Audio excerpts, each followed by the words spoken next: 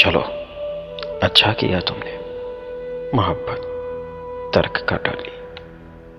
मोहब्बत वैसे भी इतना बड़ा रिश्ता नहीं होता जिसे हर हाल में रखना जरूरी हो। मोहब्बत और मजबूरी में थोड़ा फर्क होता है।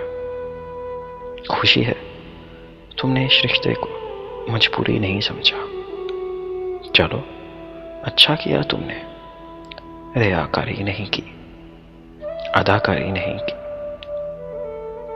कोई पर्दा नहीं रखा, कोई धोखा नहीं रखा।